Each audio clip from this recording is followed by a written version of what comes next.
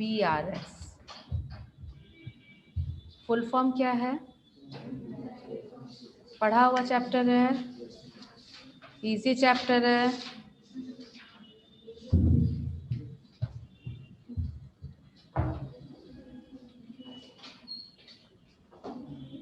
BRS bank reconciliation statement. Bank reconcile करने का, bank का मतलब तो आप समझ लो जरूर, बैंक की बात हो रही है, SBI हो, HDFC हो, पंजाब नेशनल बैंक हो, whatever, there is a bank account. हमारा एक अकाउंट खुला हुआ है जो किसी भी बैंक में हो सकता है ना। स्टेटमेंट का मतलब yes, it is on a sheet, we are preparing some calculations, right. Reconciliation का मतलब क्या होता है? What is the meaning of the word reconciliation? Reconcile करना मतलब टैली करना, मतलब मिलाना। ओके, यहाँ पर जो बात हो रही है बैंक बैलेंस को रिकनसाइल करने की बात हो रही है, बैंक बैलेंस को मिलाने की बात हो रही है। ओके, किससे किसको मिलाना है, ये बैंक बैलेंस कौन सा बात कर रहा है? ओके, देखो, there is always two parties involve in any transaction. किसी भी ट्रांजेक्शन में दो पार्टी इन्वॉल्व होते हैं। यहाँ पर हम लोगों का जो पार्टी है इन्वॉल्व, एक यू मीन्स जिसका हम लोग बुक बना रहे हैं, से मिस्टर ए, एक मिस्टर ए है, एक बैंक है, इनके बीच का कुछ ट्रांजैक्शंस और जिसको रिकनसाइल करना।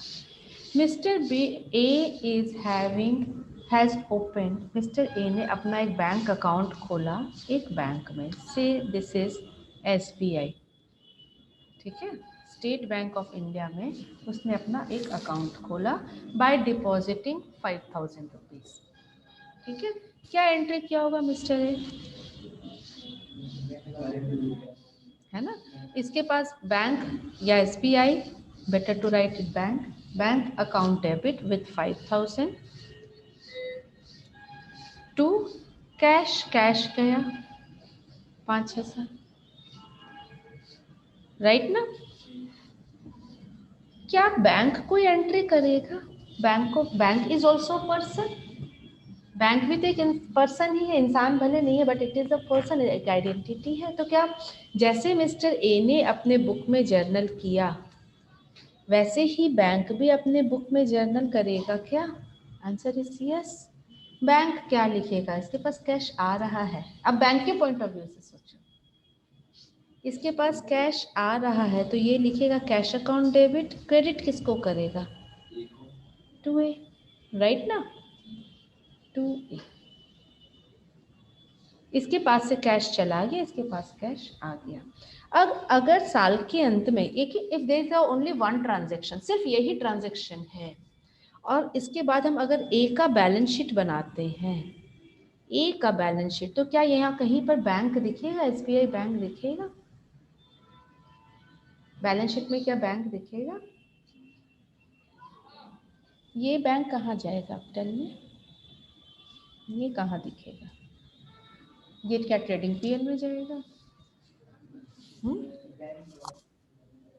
बैलेंस शीट में एसेट में दिखेगा ना, तो यहाँ तो दिखेगा ही। ए का बैलेंस शीट में एसेट में लास्ट में कैश इन हैंड और जो कैश एट बैंक होता है, तो यहाँ पर बैंक क्यों नहीं दिखेगा? ये बिल्कुल दिखेगा, 5000 रुपये, है ना, उसका एसेट है भाई, केप्ट समवेयर एल्स। आप अपना पैसा, ये तो 5000, अगर ये 5 लाख होता तो स्टिल दिखता, 5 करोड़ हो सकता था। अब बताओ, क्या बैंक के बुक में मिस्टर ए दिखेगा? ये बैंक में तो अपना बैलेंस शीट बनाएगा, और A is a creditor. Use, are you understanding? A is a creditor of the bank. Bank ने पैसा लिया है, ए जब मांगेगा उसको देना पड़ेगा वापस, बैंक ने मनी को रिटर्न करना पड़ेगा ए जब भी मांगेगा। तो for bank A is a liability, और यहाँ लाइबिलिटी में ए दिखेगा, बिल्कुल दिखेगा, और कितने अमाउंट से दिखेगा? 5000 से दिखेगा, राइट। अब ऐसे समझो, बोथ अ पर्सन, दोनों पर्सन है, mister A is a person and B for bank it is also a person. A ने 5,000 रुपया दे दिया बी को। ए का बैलेंस शीट में दिखेगा बी यहाँ पर 5,000 से। बैलेंस शीट क्या कर रहा है? Accounting is a language of business. Balance sheet में अगर बी डेटर साइड में है तो बैलेंस शीट कह रहा है कि मिस्टर बी, आपसे मुझे 5,000 रुपये लेने हैं। समझ में आया?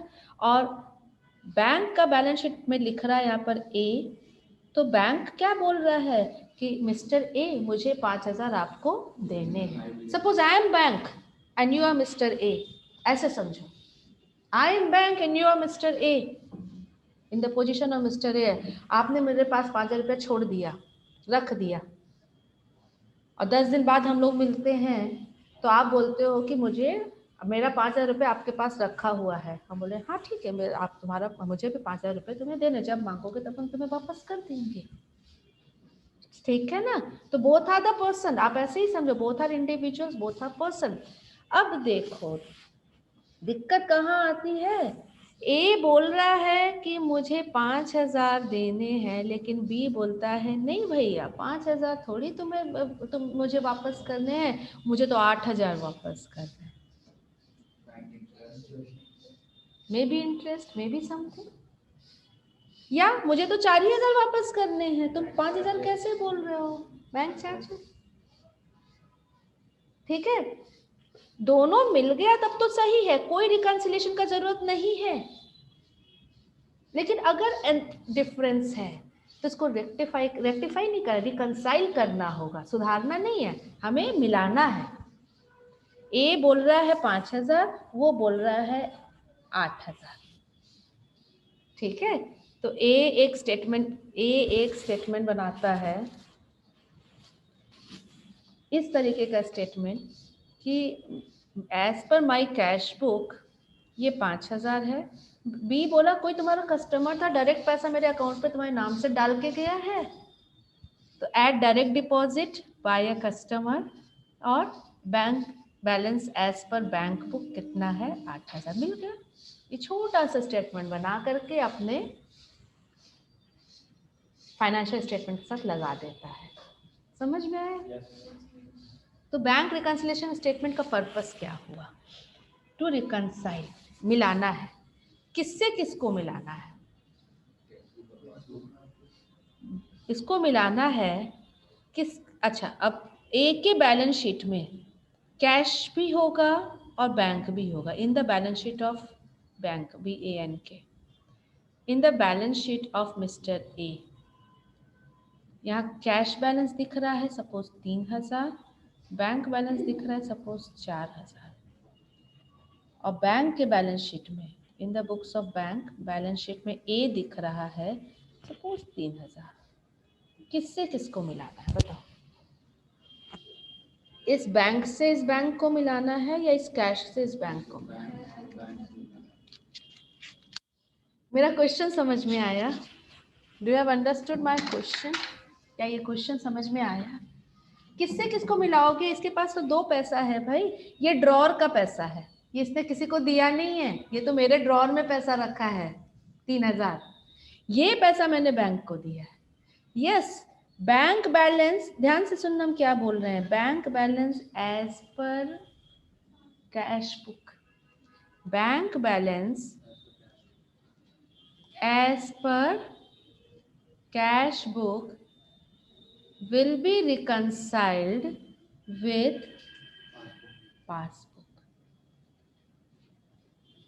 देखो अब थोड़ा सा इसको और बेहतर तरीके से लिखते हैं। इसको क्या क्या नाम दे सकता है? इस मिस्टर ए इसको किस किस नाम से बुला सकता है? उसको सिर्फ बैंक अकाउंट बोल सकता है। ठीक है, दूसरा बैंक, जो अभी हमने ऊपर में लिखा, क्या लिखा? Bank balance as per cash book.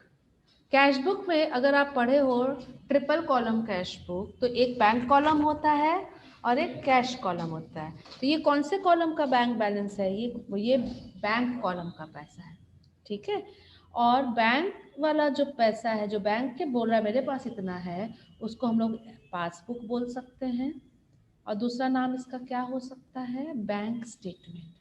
ये दोनों बैंक देता है ना, पासबुक बोलो चाहे बैंक स्टेटमेंट बोलो।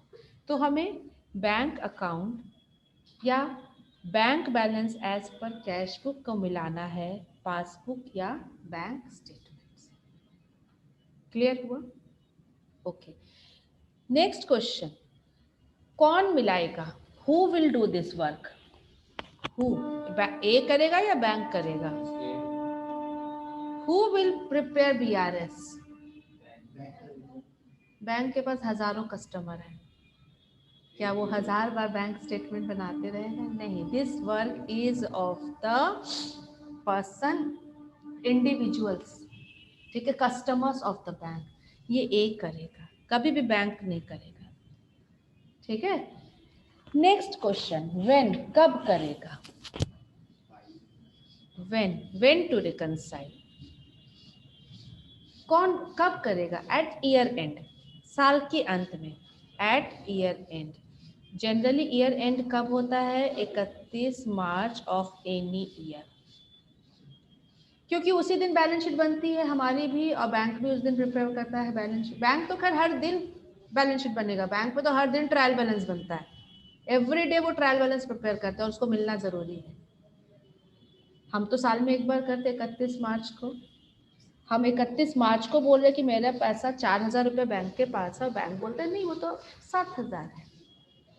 तो बीआरएस भी कौन से दिन को बनेगा? 31 मार्च को, ठीक है। कौन बनाएगा? पार्टी बनाएगा, पहला आंसर। कब बनाएगा? ईयर एंड में बनाएगा।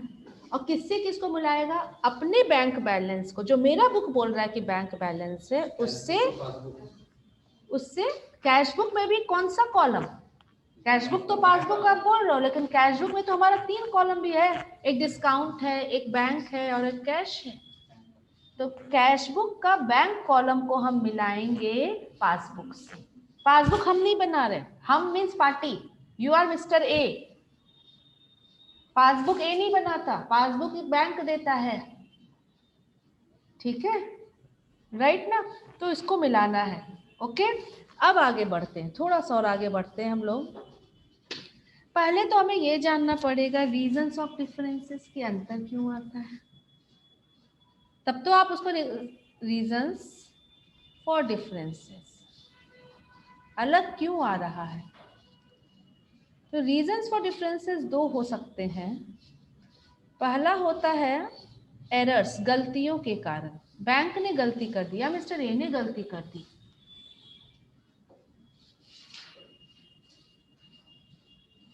ठीक है, ड्यू टू एरर्स। और दूसरा होता है टाइमिंग डिफरेंस।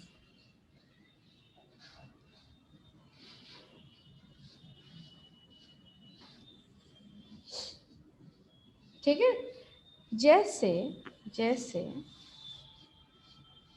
पहले हम छोटा सा बात करेंगे एरर के ऊपर। फर्स्ट, मिस्टर ए ने 5000 रुपये बैंक में डिपॉजिट किया पहला दिन, हाँ। तो ए क्या बोलेगा कि उसके ए के बैलेंस शीट में, if this is the balance sheet, asset side 5000 दिख रहा होगा बैंक, तो बैंक के भी बैलेंस शीट में ए दिख रहा होगा 5000 क्रेडिट साइड, राइट ना। अब ए ने चेक इशू किया, चेक इशू करेगा 2000 रुपये का, तो जाहिर सी बात है यहाँ से 2000 घट जाएगा, और यहाँ पर भी 2000 घटेगा ना। पार्ट वो चेक दिया बी किसको? सी को, और सी गया बैंक में, तो यहाँ से भी एक बार 2000 घटेगा, और बैंक में भी जब पेमेंट करेगा तो 2000 घटेगा। लेकिन गलती से यहाँ पर सपोज करते हैं इंस्टेड ऑफ 2000 वो 3000 माइनस कर दिया, एरर कर दिया, किसने? ए ने। तो ये यहाँ तो दिखा रहा है 2000 और यहाँ पर ये दिखाएगा, तो बैंक ने कोई गलती नहीं की, ये 3000। तो ड्यू टू एरर डिफरेंस हो सकता है, राइट ना। अब एरर क्या सिर्फ ए कर सकता है? नहीं जी, एरर तो बैंक भी कर सकता है, ओके। तो ये एरर वाले पॉइंट को नीचे अगर हम आगे बढ़ाते हैं, एरर में बी कमिटेड बाय पार्टी और मिस्टर ए, एरर कौन कर रहा है? ए भी कर सकता है और बैंक भी कर सकता है। अच्छा एक बात बताओ, अगर मिस्टर ए ने एरर किया तो वो क्या करेगा? आज पता चला गलती हो गई थी, आज पता चला, तो वो क्या करेगा? सुधार देगा। तो इसके लिए क्या पास करेगा वो? रेक्टिफिकेशन एंट्री पास कर देगा। रेक्टिफाइड, रेक्टिफाइड, क्योंकि बना रहा है बीआरएस, कौन बना रहा है? ए बना रहा है, बी नहीं बना रहा, बैंक नहीं बना रहा। अगर एक को पता चलता है ओ गलती हो गई थी तो ए उसे सुधार देगा, जैसे पिछले चैप्टर में हमने पढ़ा है। लेकिन अगर गलती, क्या बैंक गलती कर सकता है? रेयर, कम करता है, लेकिन कर सकता है। गलती बैंक से भी हो सकती है। तो अगर बैंक गलती करेगा, will it be rectified by A? क्या ए अपना बुक को में चेंज करेगा? नो, नो रेक्टिफिकेशन बाय ए।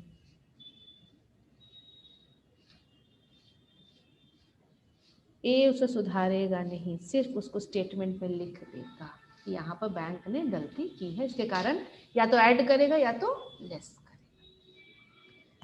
अगर डिफरेंस किसके? एरर के कारण है, तो एरर में बी कमिटेड बाय ईदर ए और द बैंक।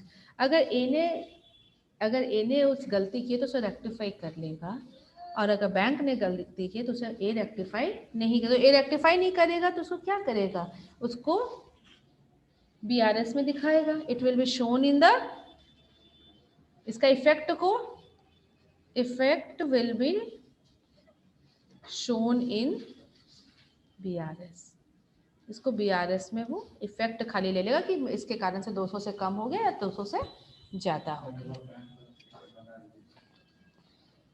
इसको हम बाद में बताएंगे, ठीक है ना? इसको हम बाद में बताएंगे, और आपके बुक में कहाँ लिखा है वो भी हम आपको बता देंगे, ताकि आप उसे रीड करके आओगे। हाँ, कहीं पर ये मेंशन किया हुआ है, अगर एरर के कारण होता है तो कैसे क्या किया जाता है। I will take that. Okay, ये छोटी सी चीज़ है।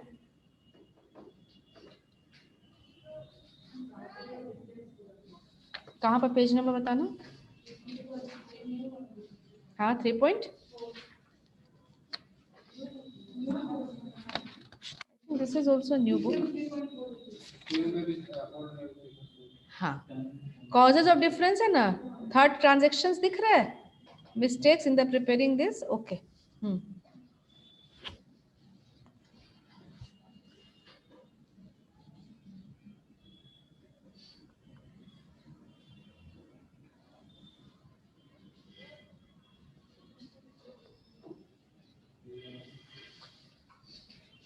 What I want to say कि एरर अगर खुद करते हैं तो उसको सुधार देंगे बीआरएस बनाने के पहले। Rectified before preparing BRS, error खत्म हो जाएगा, डिफरेंस भी हो सकता है खत्म हो जाए। लेकिन अगर एरर बैंक कर रहा है तो आपको अपने बुक में कोई रेक्टिफिकेशन एंट्री पास करने का जरूरत नहीं है, उसको इफेक्ट को सिर्फ आपको बीआरएस में दिखाना पड़ेगा। कैसे दिखाएंगे? तो प्रैक्टिकल क्वेश्चन बनाएंगे तभी दिखा पाएंगे ना। जैसे कि हम 2000 रुपए का चेक, मतलब हम एज अ कंज्यूमर 2000 रुपए का चेक देते हैं और उसी टाइम हम अपना कैश बुक से 2000 रुपए डिडक्ट कर लेते हैं, माइनस कर देते हैं। बट मेरा बैंक में जैसे सेविंग अकाउंट में खाता था, तो फिर मेरा जो इंटरेस्ट रहता है वो बढ़ जाता है, तो उसके बाद से करता है, उससे पैसा करता है। बट हम तो अपना पुराना वाला जो हमको लगा था मेरा बैंक में होगा पैसा, हम उससे माइनस किए हैं, तो इसमें किसका मिस्टेक है? ये टाइमिंग एरर की बात तुम कर, ना तो तुमने मिस्टेक किया ना तो उसने मिस्टेक किया, ये तो टाइमिंग डिफरेंस आ रहा है। इंटरेस्ट बैंक में ऐड हो गया बट हमको पता नहीं था मेरा में इंटरेस्ट। ठीक है, वो भी आएगा, सारा पॉइंट्स आएगा अभी, जस्ट वेट। ये सिर्फ लिख लो, इसको हम लोग बाद में इसको थोड़ा सा डिस्कस कर लेंगे। Okay, we will discuss this later on. ये छोटा सा पॉइंट है।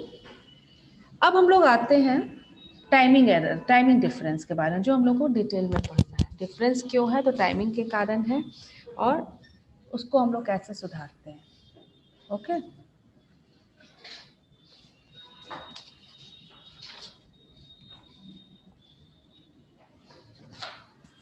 अच्छा इसके पहले थोड़ा सा हम लोग बात करते हैं, एक debit balance of cash book अगर है तो इसका मतलब क्या है?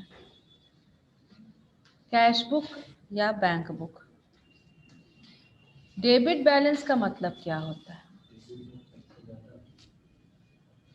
अगर हम बोल रहे हैं कि हमारे पास बैंक का बैलेंस हमारे पास डेबिट है, तो इसका मतलब क्या?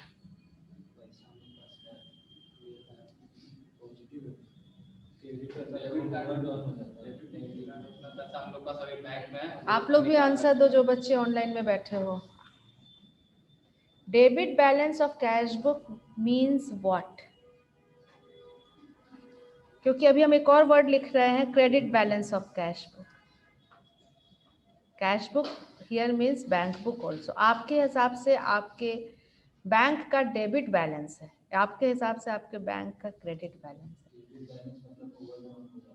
क्रेडिट बैलेंस मतलब ओवरड्रॉन हो जाता है। डेबिट बैलेंस का मतलब हमारा, देखो डेबिट ऑल एसेट्स, अगर बैलेंस शीट में जाओ, बैलेंस शीट में बैंक यहाँ लिख सकते हैं, यहाँ लिख रहे तो मतलब डेबिट बैलेंस है, और बैंक अगर हम यहाँ लिख रहे हैं तो क्रेडिट बैलेंस है, क्योंकि लाइबिलिटी है क्रेडिट बैलेंस, है ना। तो debit balance of cash book का मतलब मेरा पैसा बैंक में प्लस है, पॉजिटिव है, फेवरेबल है। Yes, this is a favourable situation, this is a favourable situation. लेकिन क्रेडिट बैलेंस अगर है हमारे कैश बुक में, this is an adverse situation, ये नेगेटिव बात है, हमको बैंक को देना है। First situation, if debit balance है तो बैंक से हमें मिलना है, हमारा पैसा बैंक के पास रखा हुआ है, बैंक हमको देगा जब भी हम मांगेंगे। This is a good sign, this is our asset. Asset अच्छे हैं, लाइबिलिटीज बुरे हैं। तो debit balance of cash book हमारा एसेट है, this is a favourable thing. But credit balance of cash book, जिसको आप बैंक ओडी कहते हो, overdraft, this is a credit balance, right? ठीक है, तो क्या फेवरेबल, एक बार फिर से लिखते हैं यहाँ पर बिल्कुल ब्लैंक स्क्रीन में, debit balance of cash book, ये फेवरेबल है। ठीक है, अच्छा, क्या इसी चीज को हम एक और शब्दों में जस्ट उल्टा करके लिख सकते हैं, credit balance of passbook? Can I से दिस? अगर हमारे बुक में डेबिट है तो पासबुक में, बैंक के बुक में तो क्रेडिट होगा। अगर हमारे बुक में बैलेंस शीट में बैंक क्रेडिट डेबिट बैलेंस है तो बैंक के बुक में हम तो क्रेडिट थे ना, तो this is also favourable situation. लिखा है क्वेश्चन में, पासबुक का क्रेडिट बैलेंस है, बहुत अच्छी बात है, this is a favourable situation. अगर पासबुक का क्रेडिट बैलेंस है तो वो फेवरेबल है, उतना ही favourable debit balance of cash book है। क्लियर हुआ? और जस्ट रिवर्स करो उसका, credit balance of cash book, this is an adverse situation, उतना ही एडवर्स, और इसको हम लोग दूसरे शब्दों में क्या लिख सकते हैं, debit balance of passbook. Clear है? यहाँ पर आपको लैंग्वेज में क्लियर कट रखना पड़ेगा। लिखा है balance as per passbook is, balance as per passbook is 5,000 रुपया क्रेडिट, ये दे देगा। लैंग्वेज तो पकड़ना पड़ेगा ना, तो ये हमको ये देखना पड़ेगा कि फेवरेबल है कि एडवर्स है। तो पासबुक में क्रेडिट है, पासबुक में क्रेडिट है, फेवरेबल है। लिख दिया पासबुक में 2,000 रुपए डेबिट बैलेंस है, पासबुक में अगर डेबिट बैलेंस है तो this is an adverse situation. ठीक है, तो अभी तक हम लोग छोटा सा रिकैप करते हैं, हम लोग ने पढ़ा क्या, ज़्यादा कुछ नहीं पढ़ा। बीआरएस का मतलब होता है, मीनिंग क्या होता है, मीनिंग पढ़ा, इट इज रिकंसिलिएशन। ठीक है, इट मीन्स टू रिकंसाइल। किसको किससे मिलाते हैं, तो हम लोग मिलाते हैं कैश बुक को बैंक पासबुक से। पासबुक को हम बैंक बुक भी बोल सकते हैं, बैंक स्टेटमेंट भी बोल सकते हैं।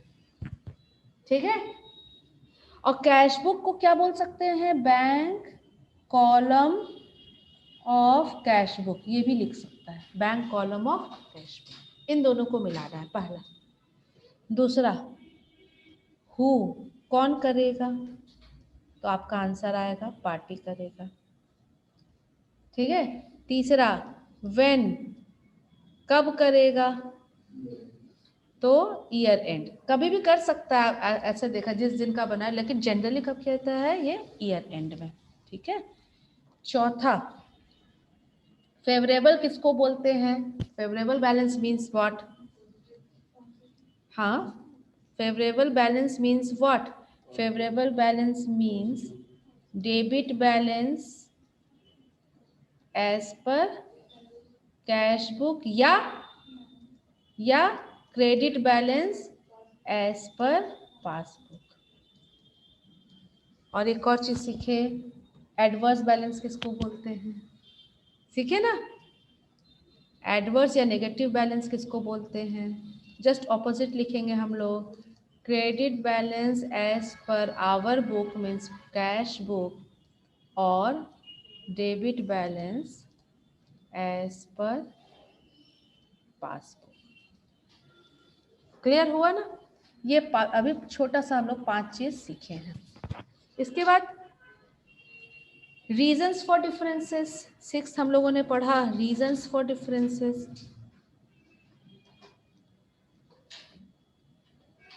तो हम लोगों ने 2 चीज पढ़ी इसमें। पहला है रीजंस ड्यू टू एरर, अब इसको छोड़ देते हैं, ठीक है, इसको लास्ट में लेंगे। और दूसरा ड्यू टू टाइमिंग डिफरेंस। अब हम लोग टाइमिंग डिफरेंस के बारे में चलेंगे। टाइमिंग डिफरेंस से कैसे दोनों में डिफरेंस आता है, क्योंकि डिफरेंस को समझेंगे तभी तो स्टेटमेंट में उसको रिकंसाइल किया जाएगा। तो ड्यू टू टाइमिंग कैसे डिफरेंस आते हैं, राइट ना।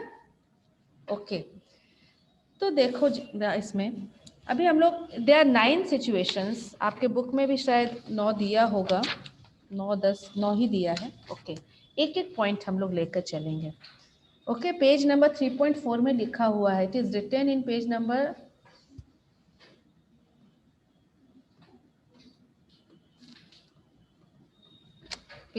3.4। Okay, given in page number 3.4। Reasons दिया है टाइमिंग डिफरेंस का एरर, ठीक है, टाइमिंग डिफरेंस का दिया हुआ है causes. Number 1, check issued but not presented for payment. आराम से समझेंगे, ठीक है, कोई हड़बड़ नहीं। चेक इशूड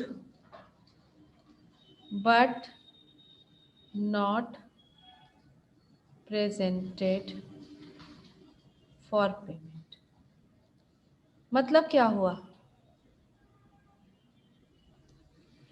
मतलब क्या हुआ,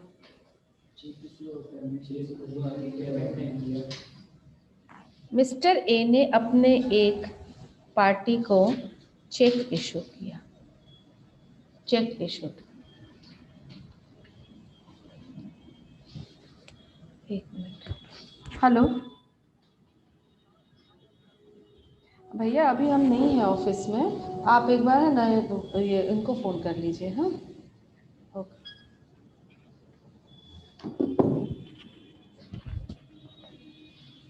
चेक इशू किया ए ने, किसको इशू किया, चलो सब मानते हैं मिस्टर एक्स को चेक इशू किया,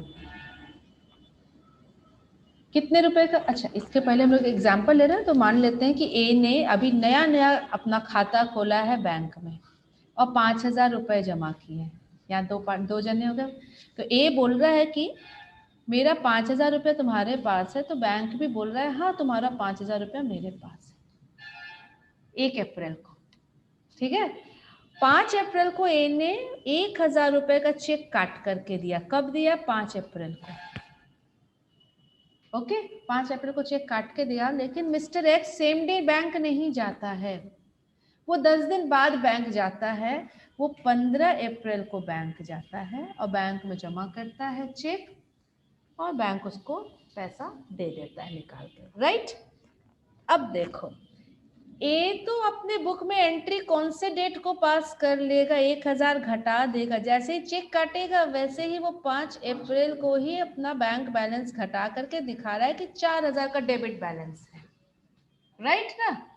बैंक भी घटाएगा, लेकिन कौन सी तारीख को पहुंचा है मिस्टर एक्स, 15 तारीख को, और 1000 वह भी घटाएगा, तो 16 तारीख को ये भी या 15 तारीख को ये दिखाएगा कि 4000 है। लेकिन टेल मी 5 तारीख से लेकर के 15 तारीख तक दोनों का बैलेंस ये कितना दिखा रहा है, 4000 रुपया, लेकिन ये दिखा रहा है 5000। टाइमिंग डिफरेंस, समय के कारण अंतर, ड्यू टू टाइमिंग। समझ में आया ना। और इतने दिनों में ए का बैलेंस घट चुका है, ए का बैलेंस घट चुका है, लेकिन बैंक का बैलेंस बढ़ा हुआ है। क्लियर हुआ ना। अभी डिफरेंस का रीजंस खाली जान रहे हैं, कैसे इसको स्टेटमेंट में लाएंगे वो अगला स्टेप रहेगा, लेकिन अंतर आ गया। देखो साल भर ये चलते रहेगा, फर्क नहीं पड़ेगा, 16 तारीख को तो मिल गया ना। अंतर कब पड़ेगा, जब ईयर एंड में ये बात होगी। जैसे एक चेक ए ने इशू किया, यही चेक इशू किया है 26 मार्च को, सब उसके पहले दोनों का 5-5 हजार था, मान लो दोनों का बैलेंस यूं बराबर था। 26 मार्च जैसे ही आया ए ने चेक इशू कर दिया, तो ए का बैलेंस तो घट गया, यहाँ पर कितना रुपया हो गया, 4000 हो गया। ये मिस्टर ए, मिस्टर एक्स जा रहा है, लेकिन वो अगले महीने की 7 तारीख को, मतलब 7 अप्रैल में जा रहा है। 26 मार्च 2020 और 7 अप्रैल 2020 में बहुत बड़ा अंतर आ गया। क्या अंतर आ गया, साल बदल गया, फाइनेंशियल ईयर बदल गया। तो अब देखो 31 दिसंबर को ए तो बोलेगा कि 5000 में से 1000 गया और टोटल बैलेंस 4000। एक बोलेगा कि मेरा 4000 रुपये आपके पास है, बैंक के पास है, लेकिन बैंक में तो ये कितना शो होगा, 5000 ही शो होगा। ये है डिफरेंस जो आपको ईयर एंड में मिलेगा। ट्रांजैक्शंस तो साल भर होते रहेंगे, साल भर डिफरेंसेस आते रहेंगे और अपने आप ऑटोमेटिकली वो कवर अप भी होते रहेगा, लेकिन हमें किन डिफरेंस को यहाँ पर लेकर के चलना है जो ईयर एंड में हो रहा है, साल के पहले। If I am bank, I am again taking my example, मैं बैंक हूँ, आप मिस्टर ए हो, आपने 26 तारीख को एक चेक काट के दे दिया एक पार्टी को, आपका बैलेंस तो घट गया 1000 से 4000 दिख रहा है। मेरे पास वो आया लेकिन अप्रैल में आया, लेकिन तो 31 मार्च को क्या पोजीशन था, आपके अकॉर्डिंग 4000 रुपया है, मेरे अकॉर्डिंग, बैंक के अकॉर्डिंग 5000 रुपया एक के लिए। समझ में आया ना। Point number 2, reason, second reason, difference का second reason,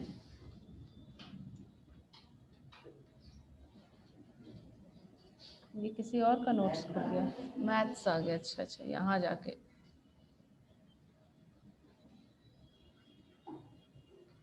okay, point number 2,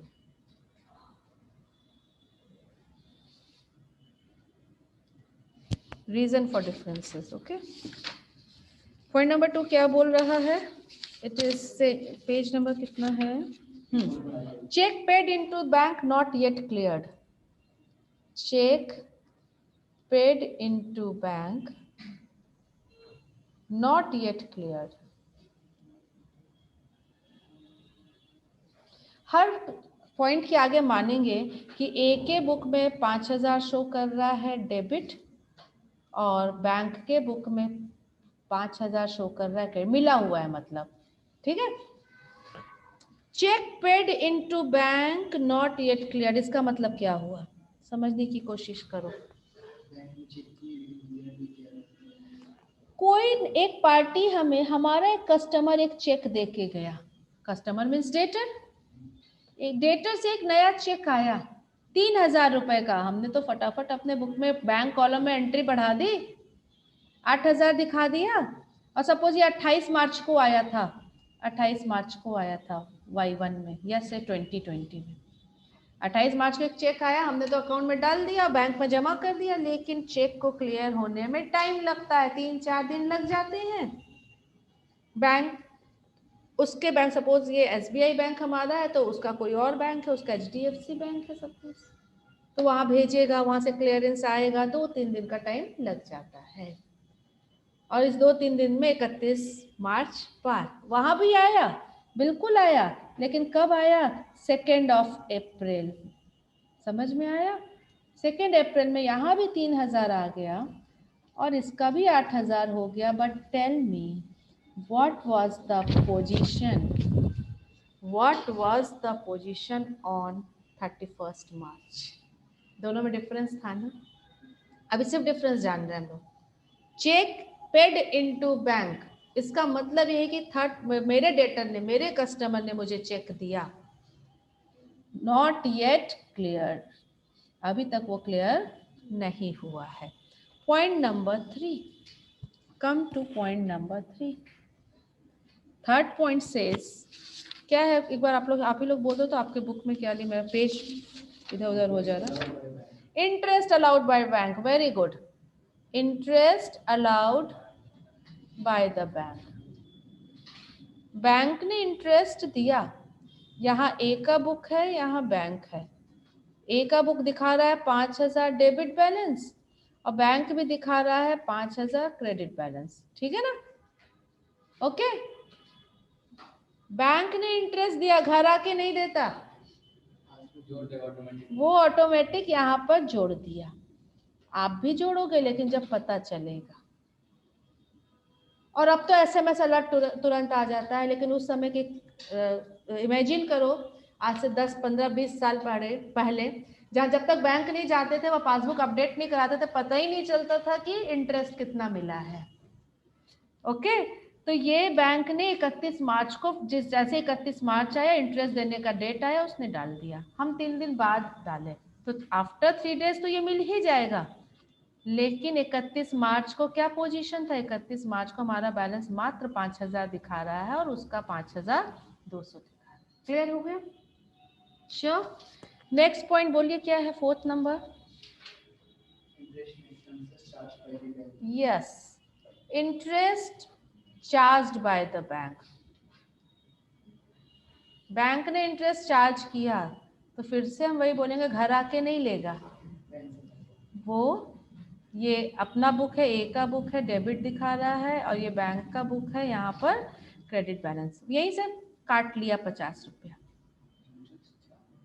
interest charge नहीं, interest, yes, interest charge by the bank, not allowed. Allowed नहीं है, इंटरेस्ट दिया नहीं, इंटरेस्ट चार्ज किया बैंक ने। हाँ, अरे बैंक बहुत सारी सर्विसेज देता है ना। आपका डेबिट कार्ड इशू हुआ और आपका अकाउंट कंपाइल किया, आप देखते होंगे कि एसएमएस चार्जेस लेता है, एक्सेट्रा एक्सेट्रा, 15 रुपया कभी काटता है, कभी कुछ काट लेता है ना, तो वो घटा देगा। आप अगर बुक में एंट्री नहीं किए हो अभी तक, तो आपका बुक तो बढ़ा हुआ दिखाएगा ना, और यहाँ पर ऑलरेडी घट चुका है। क्लियर हो गया ना? नंबर 5 क्या है? Interest and dividend collected by the bank.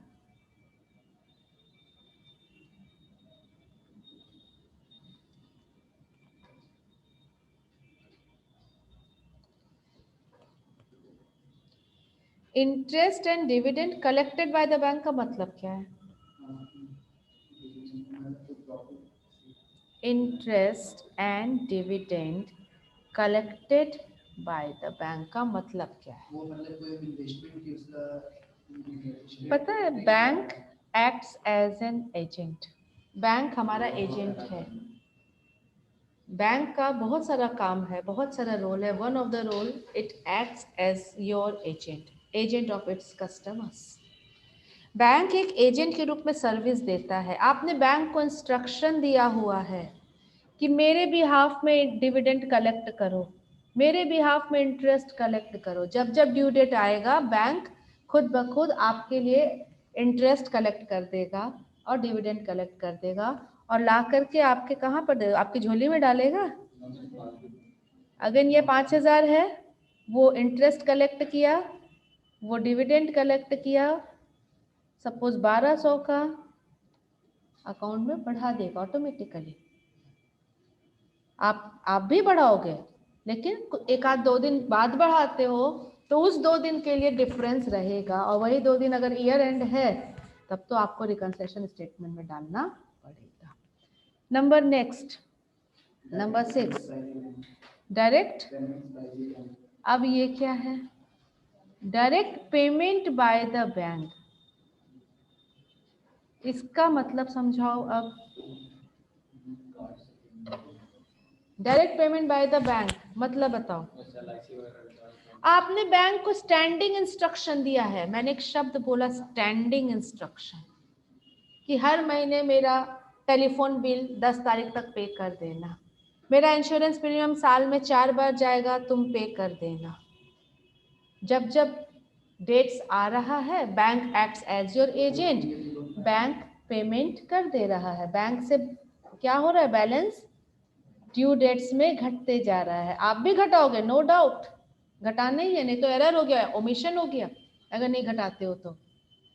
लेकिन अगर ये टाइमिंग डिफरेंस है, बैंक तो घटा दिया, सपोज इट वाज 1500, 3500 है और आपने 31 मार्च को नहीं घटाया, तो आपका बैलेंस तो 5000 ही दिखाएगा ना, 5000 डेबिट।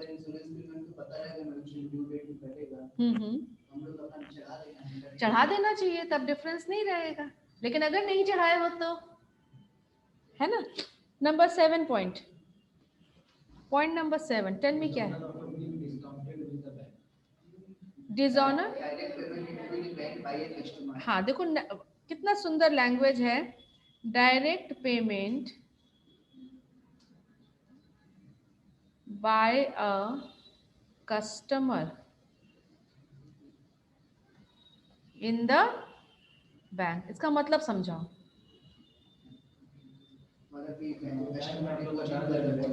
इसका मतलब एक customer, this is mister A, this is bank, A का बुक दिखा रहा है 5000 डेबिट बैलेंस और इसका बैलेंस दिखा रहा है 5000 क्रेडिट, दोनों बराबर है। एक कस्टमर आया, हमारे पास नहीं आया, डायरेक्ट बैंक में अकाउंट में पैसा ट्रांसफर कर दिया, एनईएफटी कर दिया, आरटीजीएस कर दिया, डायरेक्ट अकाउंट में डाल दिया। मतलब यही डायरेक्ट अकाउंट में पैसा डाल दिया, तो यहाँ तो बढ़ गया।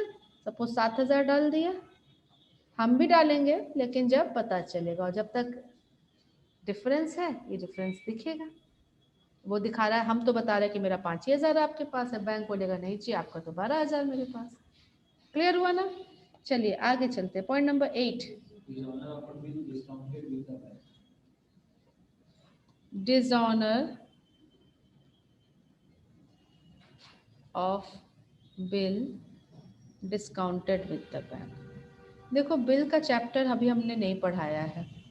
अगर आपको 11th का क्लियर है तब तो ठीक है, और नहीं अगर क्लियर है तो अभी तो हम क्लियर बिल तो करेंगे नहीं, ये चैप्टर बिल के लिए नहीं है।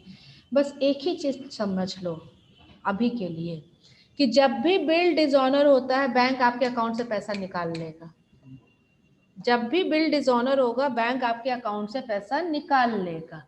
फिर से बनाते हैं, ए के बुक में 5000 है डेबिट बैलेंस और बी के बुक में बैंक के बुक में 5000 क्रेडिट। ये एक ही चीज शो कर रहा है। एक बिल डिसऑनर हो गया जो डिस्काउंट किया हुआ था बैंक के साथ, ठीक है, तो बैंक 1 सेकेंड भी वेस्ट नहीं करेगा। Amount of the bill was से 700, बैंक 1 सेकेंड भी वेस्ट नहीं करेगा, आपके अकाउंट से 700 रुपया काट लेगा। ठीक है, आप भी डिसऑनर की एंट्री पास करोगे, लेकिन जब तक नहीं पास करोगे ये डिफरेंस रहेगा। वहाँ 4300 दिख रहा है और आपके बुक में 5000 दिख रहा है। क्लियर हो गया? वन मोर पॉइंट, क्या लिखा है? हाँ, bills collected by the bank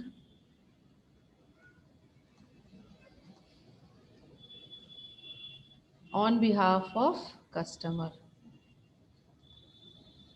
इसका मतलब बिल मतलब कौन सा bill? Bill of exchange. This is bill of exchange. Bill of exchange आपके पास कई सारे हैं, 25-30 हैं। जो भी डेटर आता है आप उनसे बिल ले लेते हो, बिल ऑफ एक्सचेंज दे देते हो। BR, bill of exchange here means BR. BR is an asset. सब में ड्यू डेट्स होता है, किसी का 8 तारीख, किसी का 15 तारीख, किसी का 25 तारीख, एक्सेट्रा एक्सेट्रा। ड्यू डेट में आप जाते हो, अपने कस्टमर के डेटर के पास उनसे कलेक्शन करते हो। लेकिन यही काम बैंक भी कर सकता है आपके लिए। आपने अपने सारी बिल, बहुत सारे बिल थे, 50 बिल थे, मोर देन 50 प्लस बिल थे, आपने बैंक को दे दिया कि अलग, और इनका डेट्स अलग अलग होता है। ड्यू डेट डिपेंड करता है पार्टीज क्या डिसाइड करते हैं, राइट ना। कोई 2 महीने का हो सकता है, कोई 15 दिन का हो सकता है। बिल का चैप्टर पढ़ेंगे तुरंत क्लियर हो जाएगा हम लोगों को। ओके, तो जैसे जैसे ड्यू डेट आ रहा है बैंक कलेक्ट किए जा रहा है और बैंक में वो पैसा एड ऑन होते जा रहा है। आप अगर उसका एंट्री अपने बुक में नहीं किए हो तो आपका तो बुक 5000 ही दिखा रहा है ना डेबिट बैलेंस, और बैंक का बैलेंस क्या हुआ है 5000 क्रेडिट में और ऐड होते चला जा रहा है। तो it will be, there will be a difference. ठीक है, so these are the reasons. Reason number 1 book में एक साथ लिखा है कहीं पर क्या? Is it written in a place, one place?